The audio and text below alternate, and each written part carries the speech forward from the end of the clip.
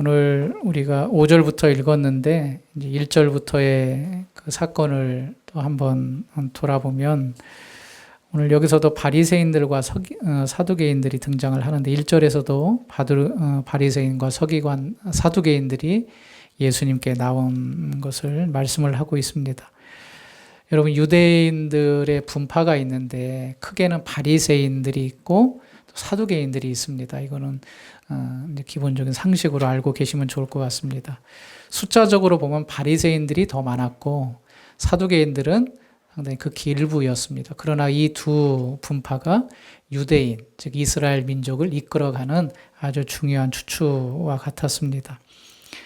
그런데 이들이 동시에 예수님께 온 겁니다. 사실 이 두 사람들은 약간 어울릴 수 없는 상황이거든요. 쉽게 말하면 우리나라에도 정치적으로 좌파가 있고 우파가 있듯이 서로 물과 기름처럼 으르렁거리고 서로 비판하고 비난하고 그렇잖아요. 마찬가지로 사두개인들과 바리새인들이 약간 그런 성향을 가지고 있습니다. 서로에 대해서 인정하지 못할 부분도 있고, 그런데 이들이 동시에 예수님께 나왔다는 것은 상당히 이례적인 일이었다는 겁니다. 그래서 그들이 예수님께 구합니다. 하늘로 오는 표적을 좀 보여달라. 그렇게 구합니다. 그런데 예수님은 그들의 요구를 들으시고 너희들이 하늘을 보면서 그 다음날 날씨를 분간하지 못하느냐라고 책망하면서 너희들은 악하고 음란한 세대다라고 굉장히 질책을 하시고, 그리고 너희들에게 보여줄 표적은 요나의 표적밖에 없다. 그렇게 마치십니다. 바리새라는 것은 분리되었다라는 뜻입니다. 분리되었다. 어떻게 분리되었나? 우리는 거룩한 사람들이다. 그런 의미가 있습니다. 우리는 하나님의 택한 백성으로 하나님의 율법을 가지고 거룩한 삶을 살아가는 사람. 그래서 그게 바리새인이라는 표현입니다. 사두개파는 그 기원을 다윗과 솔로몬의 시대까지 올라가는데 그때의 대제사장이 사독이라는 사람이 있었습니다. 그 사독의 후예들로 이들은 제사장의 무리인데, 이 제사장의 무리는 이제 그 나라의 이제 국사, 즉 정치적인 일들을 감당하는 일들을 합니다. 그런데 바리새인들은 기록된 율법뿐만 아니라 장로들의 전통이 세워졌는데 장로들의 전통까지 포괄적으로 지켰다면, 이 사두개인들은 기록된 말씀만 지켰던 사람들입니다. 그리고 이들은 정치적인 세력이 있기 때문에 굉장히 세속적인 성향을 가지고 있었습니다. 그래서 사두개인들은 내세를 믿지 않고 부활을 믿지 않았습니다. 그러니까 죽음 이후의 세계를 그들은 받아들이지 않았던 겁니다. 하나님의 말씀을 따라가는데도. 그러니까 바리새인과 사두개인들은 유대 안에 유대인이지만 서로 다른 생각을 가지고 있었던 거죠. 그런데 이들이 동시에 예수님께 나온 겁니다. 그래서 하늘로부터 오는 표적을 보여달라. 그렇게 요구를 하는 거죠. 근데 여기서 그들이 이제 요구한 것은 하늘로부터 오는 표적을 이제 보여주면 내가 당신을 믿겠다라는 그런 의미로 이런 말을 한 게 아닙니다. 왜냐하면 지금까지 예수님이 많은 표적을 보여주셨거든요. 바로 직전에 무슨 표적을 보여주냐면 칠병이어의 기적을 보여주셨어요. 여러분 생각해 보십시오.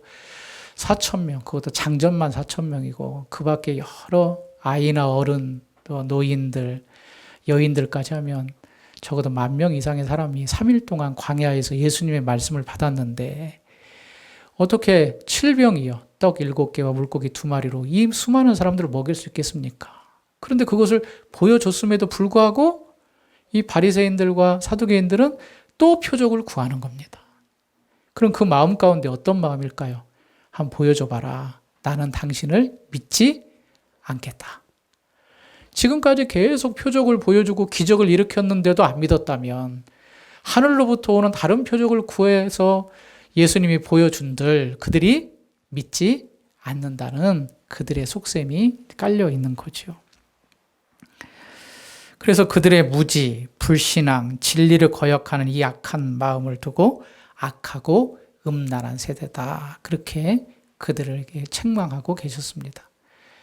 악하다는 것은 불신앙을 의미하고 그리고 음란하다는 것은 지극히 세속적이고 세상적이다라는 것을 말씀을 하고 있습니다. 그러면서 예수님이 너희에게 보여줄 표적은 이제 하나밖에 없다.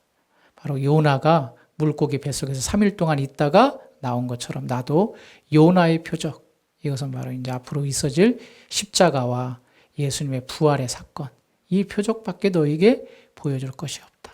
너희들이 아무리 내가 표적을 보여준들 너희는 믿지 않을 것이기 때문이다. 라고 말씀을 하고 계십니다. 여러분, 바리새인과 사두개인들은 하나를 선택해야 됐습니다. 어떤 걸 선택해야 되냐면 예수님을 부인하고 끝까지 배척하든가, 아니면 예수님이 보여준 표적을 인정하고 예수님을 믿고 받아들이든가, 둘 중에 하나를 그들이 선택해야 됐습니다. 여러분, 우리도 마찬가지입니다. 이 바리새인과 사두개인들이 둘 중 하나를 선택해야 됐듯이 우리도 예수님을 끝까지 배척하고 예수님이 하나님의 아들임을 멀리하든가, 아니면 예수님의 기록, 성경의 말씀을 믿고 지금도 살아계신 하나님임을 인정하고 그분을 받아들이든가, 이 둘 중에 하나를 우리도 해야 된다는 겁니다. 여러분, 혹시 여러분이 아시는 분 중에 고집이 세신 분이 계십니까? 이분들의 특징은 남의 말은 안 듣습니다. 듣는 척 하는데 끝까지 자기 생각대로 합니다. 심지어 모두가 다 아는 사실인데도 그걸 부인합니다. 이건 아니야.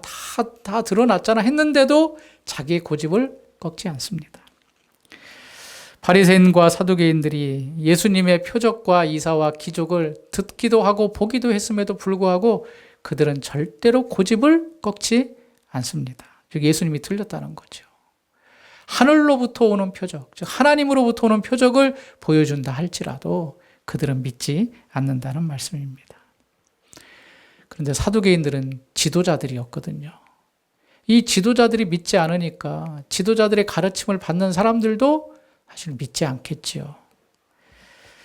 이제 오늘 본문의 말씀으로 이제 넘어가서 이제 예수님은 이 두 부류의 만남을 이어가시는데 다시 배를 타고 건너편으로 건너가십니다. 그러면서 예수님이 제자들에게 바리새인과 사두개인들의 누룩을 주의하라, 그렇게 이제 가르치시는 겁니다. 근데 이때 제자들이 깜짝 놀라서 우리가 떡을 가져오지 않았는데? 라고 서로가 웅성웅성하며 논의를 합니다. 그때 예수님이 뭐라고 말씀하시냐, 8절 중반절에 믿음이 작은 자들아 어찌하여 떡이 없으므로 서로 논의하느냐, 그렇게 말씀하시고, 너희들이 내가 떡 5개로 5,000명을 먹이고 떡 7개로 4,000명을 먹인 것을 내가 기억하지 못하느냐, 그리고 남은 것이 얼마인지 너희가 보지 않았느냐라고 책망하시면서 사두개인들과 바리새인들의 누룩이 이제 그들의 가르침임을 깨닫게 하시는 거죠. 오늘 말씀을 통하여서 오늘 우리에게 이 본문이 말하고자 하는 영적 깨달음을 함께 누리고 은혜 받기를 간절히 바랍니다. 제자들이 7병이어의 기적을 겪은 후에 떡을 준비하지 못한 것 같습니다. 이제 마가복음 8장에는 떡을 1개만 준비했다, 또 그렇게 첨부하고 있습니다. 그리고 이제 예수님께서 이제 누룩에 대해서 말씀을 하시지요. 6절 말씀 같이 읽어보실까요? 시작. 예수께서 이르시되 사두개인들의 주의하라 하시니, 근데 7절에 제자들이 서로 의논하여 이르되 우리가 떡을 가져오지 아니하였도다. 예수님은 누룩에 대해서 얘기를 했는데 제자들은 이제 뭘로 대답을 합니까? 떡을 얘기를 하는 거예요. 그러니까 지금 이제 동문서답 같은 그런 이야기가 진행이 되고 있는 겁니다. 너희들 누룩 조심해야 돼. 바로 직전에 우리가 보진 않았지만 바리새인들과 사두개인들이 이야기를 하신 거잖아요. 너희들이 표적을 보여줘도 믿지 않는 그런 무리들이다. 악하고 음란한 세대다. 라고 말씀하신 예수님이 제자들에게 너희들 바리새인들, 사두개인들 누룩 조심해야 된다 했더니 제자들은 아이고 우리가 떡 안 가져왔는데 하고 떡에 관심을 가지셨던 거예요. 그러나 예수님은 떡에 대해서 꾸짖으신 것이 아니라 그들의 누룩, 즉 그들이 가르치는 가르침을 주의하라 라고 이제 말씀을 하시는 거죠. 여러분, 누룩을 한번 보면 누룩은 음식을 발효하는 역할을 하죠. 2가지 특징이 있습니다. 확장과 변화를 시킵니다. 그러니까 누룩이 들어가면 원래의 그 특징들을 바꿔버립니다. 이제 빵에 누룩을 넣으면 막 부풀어 오르잖아요. 그런데 그 누룩이 이제 일부만 변형을 시키는 것이 아니라 점점 더 퍼져가지고 전체를 다 바꿔버리죠. 그래서 마태복음 13장에 이제 천국 비유를 말씀하시면서 예수님이 마치 천국이 여인이 가루 섬 아래 넣은 적은 누룩과 같다. 그래서 그 누룩이 그 가루 섬 아래를 다 부풀게 했다. 그러니까 확장과 변화를 말씀을 하십니다. 이제 긍정적으로 말씀을 하신 겁니다. 천국이 이것처럼 믿지 않는 자들을 믿게 하고 또 일부만 믿게 하는 것이 아니라 점점 더 퍼져서 모든 사람들을 다 변화시킨다라는 그런 의미를 말하고 있습니다. 이제 바울이 보낸 고린도 전서와 갈라디아서에도 누룩이라는 표현이 있는데 동일한 표현을 바울이 2번 사용을 합니다. 여기 뭐라고 말하냐면 적은 누룩이 온 덩어리에 퍼진다. 그렇게 말씀을 하고 있습니다. 적은 누룩이 온 덩어리에 퍼진다. 여러분 누룩을 막 많이 넣습니까? 아니죠. 조금만 넣어도 됩니다. 왜냐하면 그게 퍼지는 성격 때문에, 성질 때문에 그렇죠. 그런데 이 고린도 전서와 갈라디아서의 이 바울의 이 적은 누룩이 온 덩어리에 퍼진다라고 했을 때 그 의미는 긍정적으로 사용한 것이 아니라 극히 부정적으로 사용을 했습니다. 고린도전서 5장 6절 너희가 자랑하는 것이 옳지 아니하도다. 적은 누룩이 온 덩어리에 퍼지는 것을 알지 못하느냐. 그런데 이게 어떤 맥락에서 이 적은 누룩이 퍼진다라는 설명했냐면 교회 안에 음행하는 것 문제를 말씀하시면서 적은 누룩이 온 덩어리에 퍼진다. 그러니까 부정적으로 말씀을 하신 거예요. 갈라디아서에는 5장 8절에 그 권면은 너희를 부르신 이에게서 난 것이 아니니라. 적은 누룩이 온 덩이에 퍼지느니라. 여기에서는 어떠한 가르침에 대해서 말씀하시면서 너희들이 받은 그 가르침은 원래 하나님에게서 난 것이 아니다.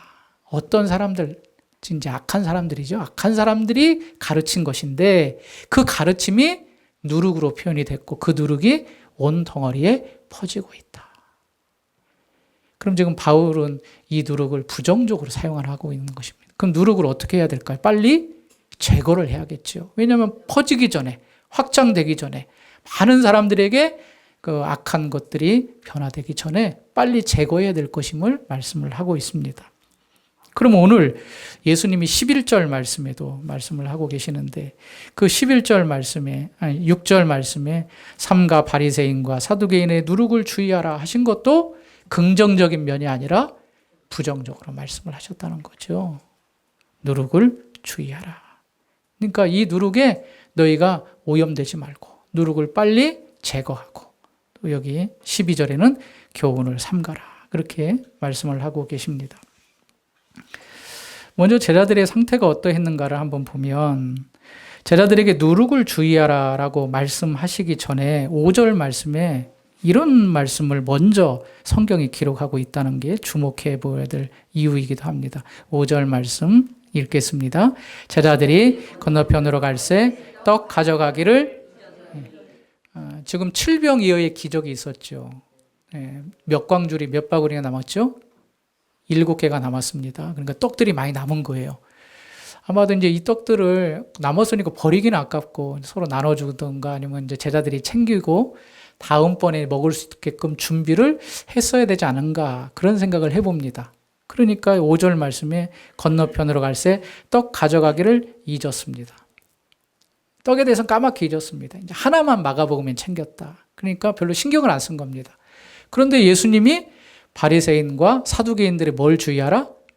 누룩을 주의하라 하니까 제자들이 딱 무슨 생각이 드는 겁니까? 떡 생각이 드는 거예요. 왜냐하면 떡과 누룩은 항상 공존관계에 있으니까.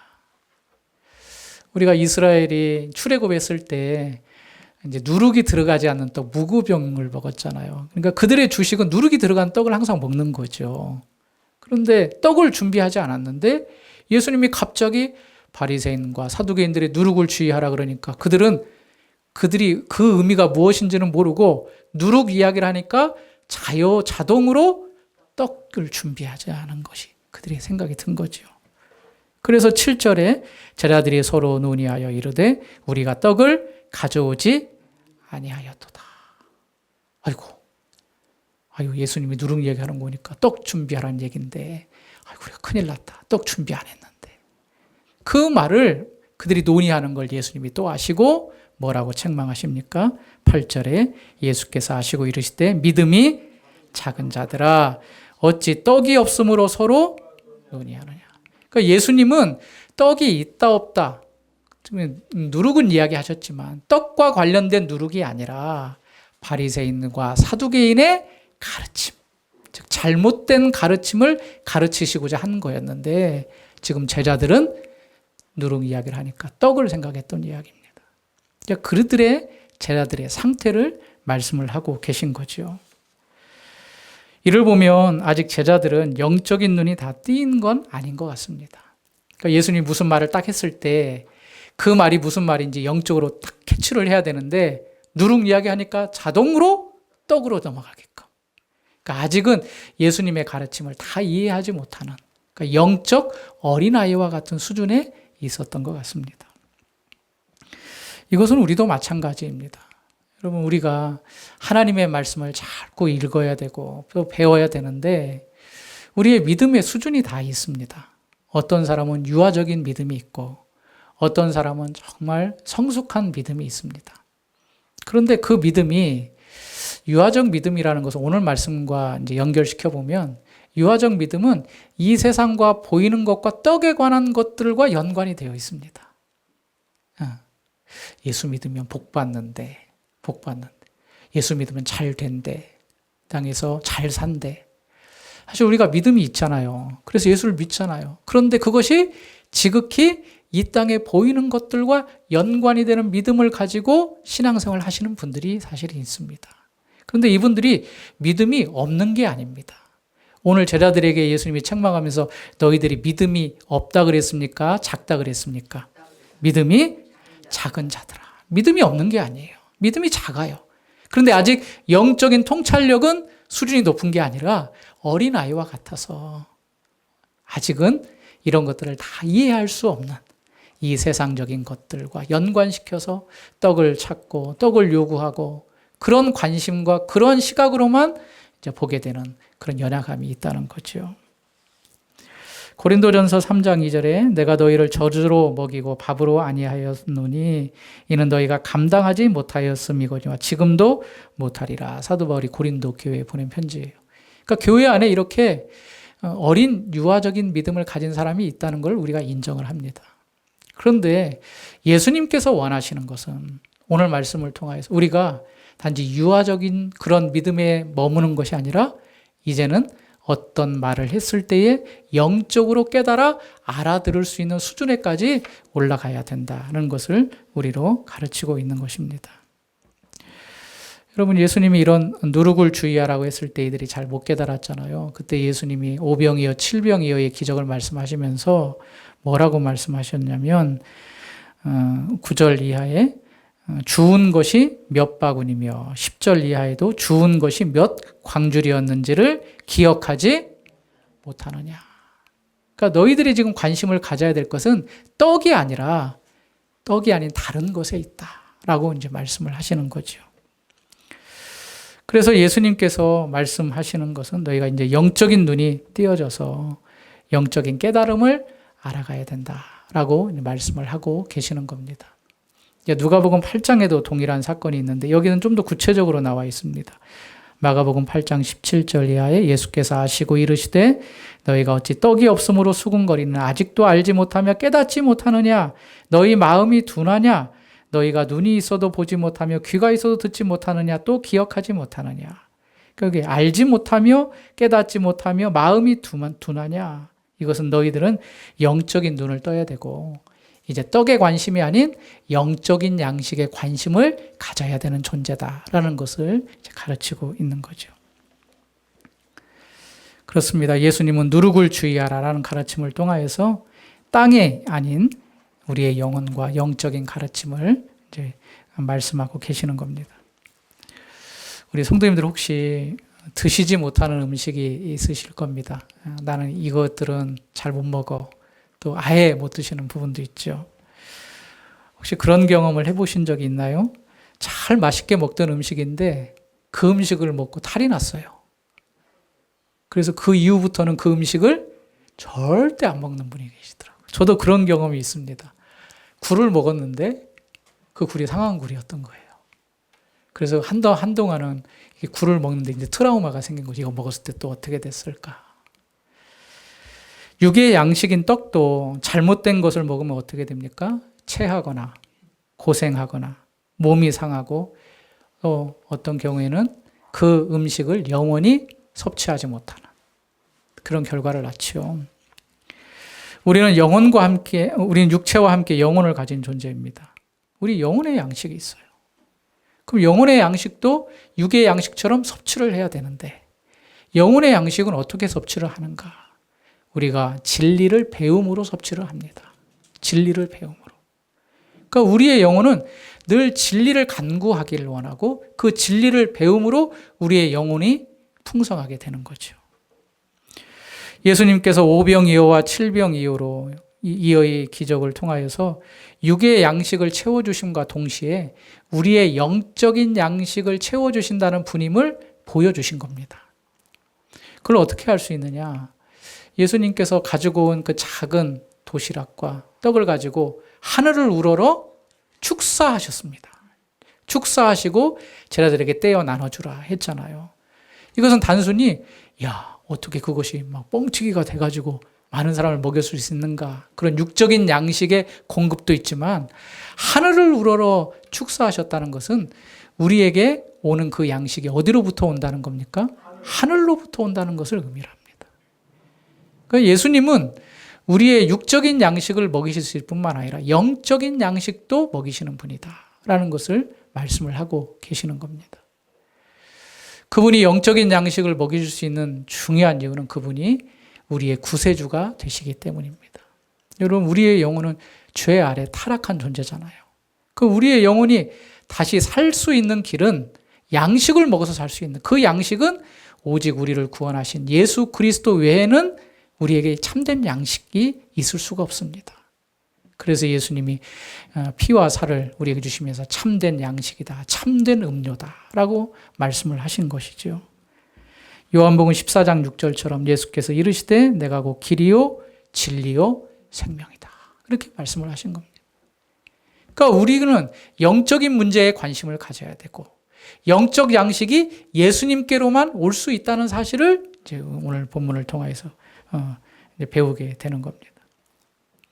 바리새인들과 사두개인들의 누룩을 주의하라 그랬죠. 12절 마지막 절에는 교훈을 삼가라, 이게 바로 예수님이 가르쳐 주시는 건데, 이 삼가라는 표현은 주의하라는 표현입니다. 그래서 오늘 말씀의 제목이 뭡니까? 주의하고 주의하라. 누룩을 주의하라. 교훈을 삼가라. 교훈을 주의하라. 왜냐? 그 교훈은 우리의 영혼의 양식이 될 수 없다는 겁니다. 바리새인들과 사두개인들이 율법을 가지고 지금까지 연구하고 가르치고 전통을 세웠지만 그들은 예수님의 가르침과는 늘 배치된 삶을 살았습니다. 표적을 보여주길 원했지만 표적을 보여줘도 그들은 믿지 않았습니다. 예수를 배척한 거죠. 그러면서 그들은 율법을 가르쳤습니다. 그런데 율법은 사실은 예수님을 지향하고 있거든요. 요한복음 5장 39절에 너희가 성경에서 영생을 얻는 줄 생각하고 성경을 연구하거니와 이 성경이 곧 내게 대하여 증언하는 것이라. 구약의 율법과 성경은 누구를 말하고 있냐면 예수를 말하고 있는데 그들은 예수를 배척한 겁니다. 그리고 율법을 가르치고 있습니다. 그러니까 쉽게 말하면 알맹이를 쏙 빼버리고 껍데기만 가르치고 있는 거예요. 그러니까 거기에 생명이 있겠습니까? 없지요. 진리가 없기 때문에 생명이 없습니다. 지금 이 시대도 마찬가지입니다. 우리가 이 바리새인들과 사두개인의 교훈을 통하여서 얻는 두 가지가 있다면, 첫 번째로는 지금도 예수가 빠진 가르침을 가르치고 있다는 겁니다. 물론 타 종교는 예수에 대해서 이야기하지 않죠. 그런데 교회 안에서도 예수가 빠진 가르침을 가르치고 있다.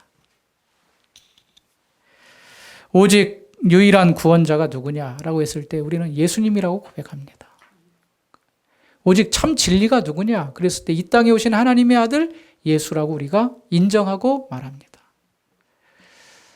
아마 이런 단어를 들어보셨을 거예요. 종교다원주의. 종교다원주의. 이 종교다원주의라는 말의 정의는 뭐냐면 인류 안에 있는 다양한 형태의 종교를 인정하고 절대 진리는 하나가 아니다라고 주장하는 겁니다. 사람들도 종교심이 있잖아요. 그리고 어떤 사람은 불교, 어떤 사람은 유교, 어떤 사람은 심지어 무교, 이제 동남아로 가면 힌두교, 또 우리와 좀 형태는 다른 이슬람, 다양한 종교들이 있잖아요. 토속 종교도 있고. 그런 종교들을 다 인정하자는 겁니다. 인정하고. 주술도 인정하고, 굿도 인정하고. 그러니까 절대의 진리는 없는 겁니다. 이런 표현이 있는데, 산 꼭대기로 올라갈 때 그 올라가는 방법은 길이 다양합니다. 마찬가지로 진리는 다양하게 이쪽 종교에도 진리가 있고 기독교도 있을 뿐만 아니라 힌두교에도 진리가 있는 거니까 우리 서로 배척하지 말고 무시하지 말고 배타적이지 말고 서로 연합해서 하나 돼서 잘 살고 잘 지내자. 그게 바로 종교다원주의입니다. 그런데 교회 안에 종교다원주의를 인정한다는 것은 있을 수가 없는 일입니다. 물론 다른 종교는 다 그렇게 하다고 칩시다. 그러나 교회는 유일한 구원자, 유일한 진리가 오직 예수밖에 없다고 인정하고 믿는 것인데 그 안에 종교다원주의를 주장한다는 것은 말도 안 되는 일이죠. 그런데 그런 가르침이 교회 안에서도 이루어지고 있다는 겁니다. WCC라는 게 있습니다. WCC. 이 단체 때문에 사실은 우리 교회 안에 통합 측과 합동 측이 나누어지게 됐는데 그 WCC가 뭐냐면 종교다원주의를 넓게 인정하는 겁니다. 너희도 우리를 인정해라. 우리도 너희를 인정하겠다. 그것을 대수롭게 생각하지 않는 분위기가 점점 팽배해지고 있습니다. 우리는 절대 그런 가르침에 넘어가서는 안 될 것입니다. 예수가 빠진 가르침, 절대 진리가 예수라는 사실을 부인하거나 부정하거나 또 그것을 무마하려는 그러한 속삭임, 이건 사단의 속삭임이고 진리를 무너뜨리려 하는 사단의 괴계임을 꼭 기억해야 됩니다. 오늘 이 바리새인과 사두개인들의 가르침, 교훈을 주의하라는 말에 예수가 빠진, 그들이 인정하지 않는 예수의 가르침을 빠진 가르침. 우리가 이것을 늘 경계해야 될 줄로 믿습니다. 두 번째로는 그들의 가르침에는 인간의 생각이 더해진 가르침이었다는 겁니다. 여러분, 바리새인들이 율법도 지켰지만 또 그들의 조상들, 장로들이 만든 전통도 지켰다고 했습니다. 우리가 그 전에 봤는데 손을 씻고 음식을 먹어야 되는데 이거는 그들이 율법을 통하여서 얻은 하나의 전통적인 관례였거든요. 그런데 예수님의 제자들이 손을 씻지 않는 거예요. 그리고 음식을 먹는 거예요. 그리고 예수님께 와서 따지는 겁니다. 아니, 우리 장로들의 전통에는 손 씻고 음식 먹어서는 안 되는데 왜 당신들의 제자들은 그렇게 하느냐. 그렇게 책망을 한 거죠. 그때 예수님이 뭐라고 말했냐면 마태복음 15장 3절에 너희는 어찌하여 너희의 전통으로 하나님의 계명을 범하느냐. 이게 무슨 말이냐면 율법이 아닌 하나님이 주신 계명이 아닌 다른 인간이 만든 전통을 계명과 똑같이 적용하고 있다는 뜻입니다. 그러니까 계명으로 전통으로 하나님의 계명을 범하느냐. 그러니까 사람이 만들어낸 것들이 하나님의 계명과 동일선상에서 권위를 갖는다는 거죠. 이거는 있을 수가 없는 일입니다. 우리가 성경 66권이 하나님의 말씀임을 믿습니다. 성경에도 그런 표현이 있는데 더하거나 빼서는 안 됩니다. 성경 66권은 오로지 하나님의 말씀입니다. 여기에서 덧붙이는 것도 안 되고 있는 말씀을 빼서도 안 됩니다. 또 하나는 성경을 성경으로만 해석해야 됩니다. 성경을 성경으로. 구약의 의미가 어디에 있는지 신약을 통하여서 해석하고 신약의 의미가 잘 모르는 것이 있다면 구약에 있는 사건과 그 의미를 통해서 성경이 성경을 해석하게 해야 됩니다. 인간의 생각으로 성경을 봐서는 안 됩니다. 그러니까 기적들이 믿어지지 않고 성경에 있는 이야기들이 다 소설 같은 겁니다. 그러나 우리가 성경 66권이 하나님의 말씀을 믿는다면 성경이 성경을 해석하고 하나라도 더하거나 하나라도 뺄 수 없다는 것. 그런데 지금 바리새인들은 전통을 세워가지고 똑같이 하나님의 말씀과 동일한 권위를 가지고 적용을 시키니까 그들의 가르침이 생명력이 없고 잘못된 가르침이 된 거죠. 초대교회가 참 어려웠습니다. 박해가 심했습니다. 여러분 아시는 네로라는 황제가 이제 불이 났는데 그 불이 난 것을 기독교인이 그랬다 해서 수많은 기독교인을 죽이고 또 그 이후에 또 황제도 박해가 심했죠. 이런 외적인 박해도 있었지만 교회 내적인 어려움도 있었습니다. 그게 뭐냐면 신학적인 어려움입니다. 그때는 이제 신학적으로 하나님이 누구신가, 예수님이 누구신가 정리가 잘 안 된 상태에서 교회가 세워지니까 서로 막 다른 주장들이 나오기 시작하는 거예요. 그래서 이제 교회가 이제 공적으로 모여서 총 4번의 이제 그 이후에도 공의회가 있었지만 우리가 인정하기는 총 4번의 공의회를 통하여서 우리가 믿는 하나님이 어떤 하나님인가 삼위일체를 정립을 했고 또 예수 그리스도가 누구신가 해서 예수 그리스도의 신성과 인성을 이제 정의를 했습니다. 그런데 이제 그 과정 가운데서 이제 그 전에 사도 바울이 이제 갈라디아에 보내는 편지에서도 이러한 이제 신학적으로 다양한 의견들을 개진하고 믿는 사람들에게 이런 사실들을 기록을 했는데 갈라디아서 1장 7절에 보면 다른 복음은 없나니 다만 어떤 사람이 너희를 교란하여 그리스도의 복음을 변하게 하려 합니다. 그러니까 사도 바울이 복음을 전했어요. 그런데 다른 사람이 그 복음 위에 다른 것을 막 가르치는 거예요. 그러니까 사도 바울 이야기도 듣고 또 사도 바울이 아닌 다른 사람의 얘기를 들은 사람은 어떻게 될까요? 헷갈리는 거예요. 도대체 사도 바울이 말이 맞는지 아니면 다른 유대인들과 다른 하나님을 이제 하나님의 그런 다른 모습들을 전해주는 게 맞는지 헷갈리기 시작하는 거죠. 이때 사도 바울이 이렇게 말을 합니다. 갈라디아서 1장 8절에 그러나 우리가 혹은 하늘로부터 온 천사라도 우리가 너희에게 전한 복음 외에 다른 복음을 전하면 저주를 받을지어다. 그러니까 복음 외에 다른 복음, 즉 다른 가르침을 전하는 자들이 뭐가 있다고요? 저주를 받을 것이다. 그렇게 말씀하고 있습니다. 9절에 계속해서 우리가 전에 말하였거니와 내가 지금 다시 말하노니 누구든지 너희가 받은 것 외에 다른 복음을 전하면 저주를 받을지어다. 다시 한번 강조해서 말하고 있습니다. 그러니까 이 복음이 뭐냐? 예수 그리스도 외에는 다른 구원자가 없다라는 사실이죠. 구원에 있어서는 예수 그리스도의 다른 어떤 것도 거기에 끼어들 수가 없습니다. 그런데 그걸 자꾸 첨부를 시키는 겁니다. 예를 들어서 이런 거죠. 천국 어떻게 가? 예수 그리스도를 믿음으로. 아니야. 착한 일도 해야 돼. 그게 바로 다른 복음이에요. 너 예수만 믿어서 천국 가는 거 아니야. 착한 일 많이 하고 네가 가지고 있는 일부도 어려운 사람 도와줘야 그래서 하나님이 널 인정하시고 천국으로 들여보내시지 예수님만 믿어서 천국 가는 거 아니야. 어떻게 보면 맞는 말 같아. 그렇지. 착한 일 많이 해야 될 것 같은데 근데 그게 다른 복음이라는 거예요.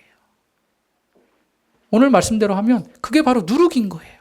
누룩이 들어와서 우리가 배운 것들을 자꾸 갉아먹고 변질시키고 확대시켜가지고 우리가 헷갈리게 만드는 거죠.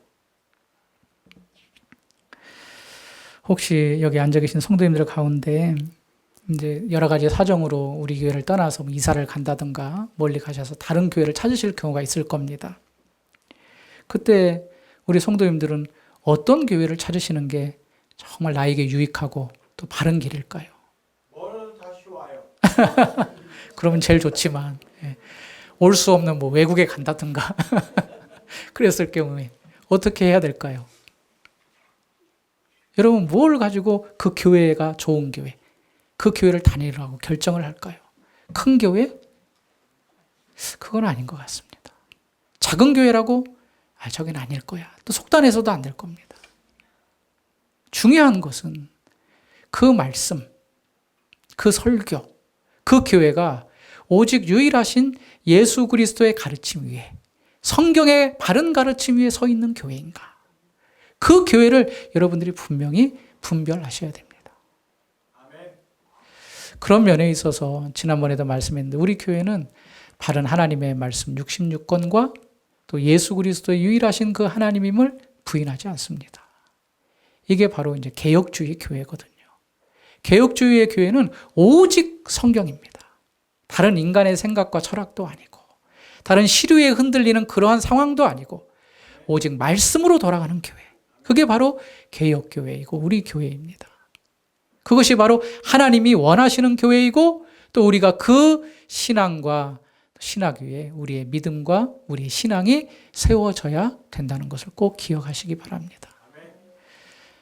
지금 우리를 흔드는 사단의 세력이 있습니다. 마틴 루터는 이렇게 말합니다. 우리를 흔드는 세 가지가 있는데 하나는 세상이고 하나는 육체고 하나는 사탄이다. 세상과 사탄과 우리의 육체가 우리의 신앙을 잘 세워지지 못하도록 흔든다는 겁니다. 계속 흔들 것입니다.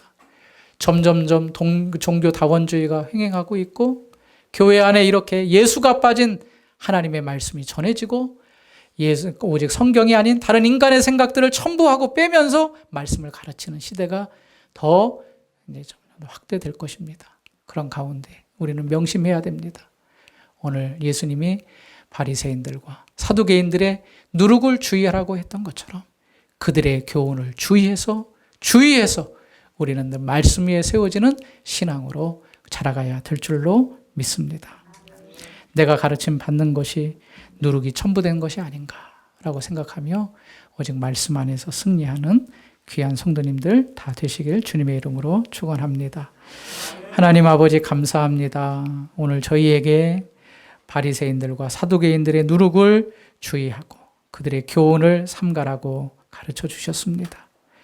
교회들이 말씀과 유일하신 예수 그리스도 위에 그 말씀을 전하지 아니하고 흔들리며 세상화되가며 타락화되가며 인본주의적으로 변해가는 이 시대 가운데 우리는 말씀을 붙잡고 살아가는 성도들 되게 해 주옵소서. 예수 그리스도의 유일하신 하나님 구원자이심을 부인하지 않으며 확고하게 살아갈 수 있는 저희들 또 우리 교회에 될 수 있도록 인도해 주시옵소서. 예수님 이름으로 기도하옵나이다. 아멘.